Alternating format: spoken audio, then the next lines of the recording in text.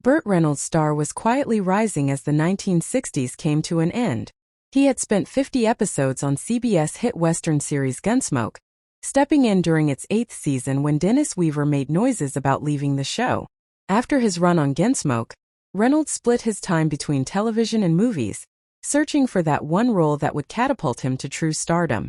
And that role seemed within reach at the start of the 1970s. Robert Altman was casting MASH*, the Korean War comedy that would go on to become the third highest-grossing film of 1970, right behind Love Story and Airport. Reynolds was offered the part of Trapper John McIntyre, but in a surprising move he turned it down. Instead, he chose to star in a little-known adventure movie called Skullduggery. Now, as a Reynolds fan, Skullduggery is one of those films most of us tend to skip. And for good reason. Critics panned it, and it lost a lot of money for Universal Pictures. The story follows Reynolds as a man searching for phosphorus deposits in New Guinea with his sidekick, played by Roger C. Carmel. They join an expedition led by an archaeologist, Susan Clark, and make a shocking discovery.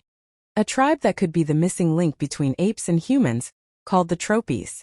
But when word of the find reaches the United States, the expedition's financier plots to exploit the Tropes. From there, the movie twists into a courtroom drama, as the expedition members fight to prove the Tropes are human. So why did Reynolds say yes to this film? Skullduggery was based on the critically acclaimed French novel, Les Animaux de Natures, and Reynolds admitted in a 1976 interview with Gene Siskel that he liked the script. But production troubles quickly soured the experience. Producer Saul David fired the original director after just one day of shooting, and Gordon Douglas stepped in. Hardly the collaboration Reynolds had hoped for. Despite the film's failure, Reynolds learned an important lesson. He realized he needed to be more selective with his projects. As he told the Chicago Tribune in 1970, after making so many wonderful, forgettable pictures, he suddenly realized, I was as hot as Leo Gorcey. Whether he was joking about Gorcey's career or referencing his recent death, the point was clear. It was time to choose better roles.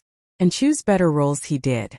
Reynolds went on to star in the popular crime flick Fuzz and landed what would become one of his most iconic parts in Deliverance, stepping into the role originally considered for Marlon Brando. Playing an outdoorsman hunted by hill people, Reynolds showed the world he was more than just a pretty face. He was a leading man capable of commanding the screen. By the mid-1970s, Burt Reynolds had become one of Hollywood's most sought-after stars.